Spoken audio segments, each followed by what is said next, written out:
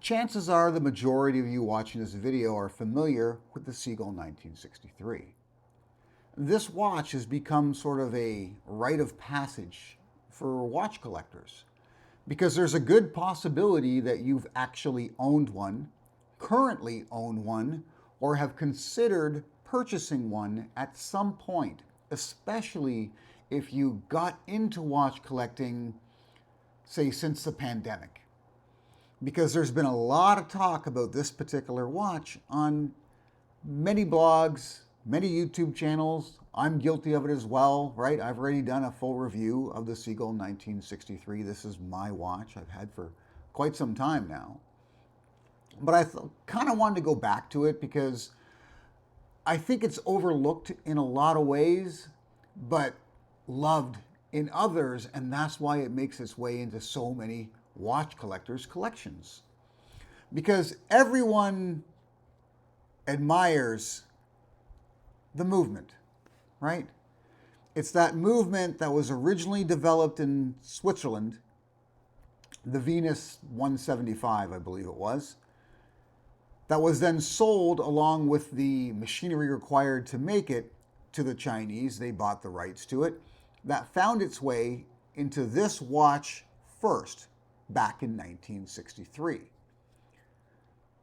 And it's this movement that captivates the watch community because you can't find anything remotely close to this in complexity for the price.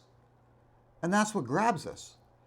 You know, and there are so many different Chinese manufacturers of this particular watch right now, right? So this one is the Red Star model, but you'll also find them from Sugis, you'll find them from Seagull, right?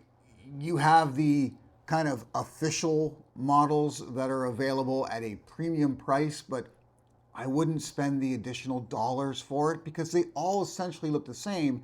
And really what you're buying is that, right? You're buying the beautiful movement. The true to the original models have a covered case back, right? You can't even see it unless you take the case back off, and then what's the point? But what I want to talk about today is not the movement. It's not the column wheel chronograph.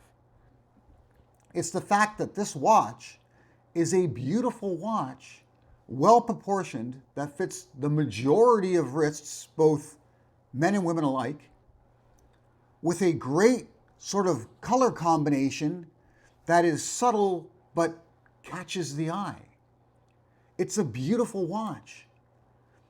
I find myself wearing it more often than I'd expect because this is why I bought it, right? I bought it for the movement. And you can't see the movement when it's on wrist, but the watch itself, with that chronograph function and that sort of champagne gold dial, the blue and red hands, it all works. Even these sort of elongated lugs add a bit of elegance to it that you don't find in a lot of watches, especially at the price point. But it's time for me to move on from this watch. It really is. I've loved it. I've kept it in phenomenal shape like I do with all my watches, right? But it's time for me to move on because the main reason it stayed in my collection was for the interesting movement that it houses. But now I have a watch by Accutron that has a more interesting movement, a ridiculous movement.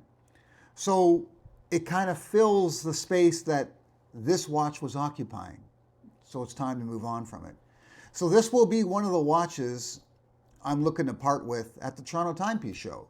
You'll probably see me there. I'll be there probably all 3 days. And a friend of mine does have a table where he's selling watches, and some of my watches will be for sale there. And this is one of them. I'm not going to ask for much. It's an inexpensive watch, so probably $100, and it's yours. Like I said, it's in phenomenal shape. Like any watch I purchase, I've kept the box in excellent shape. Still has the original warranty card. The NATO strap, which I've never used, never put on it. a spring bar tool and a couple additional spring bars. And the strap I have on it now is not the factory sort of faux leather, leather strap it came with, because that strap was complete garbage. I have it on this canvas strap, which I think suits it far better. But it's got 18 millimeter lugs, so if you're interested in putting your own strap on, by all means, go ahead.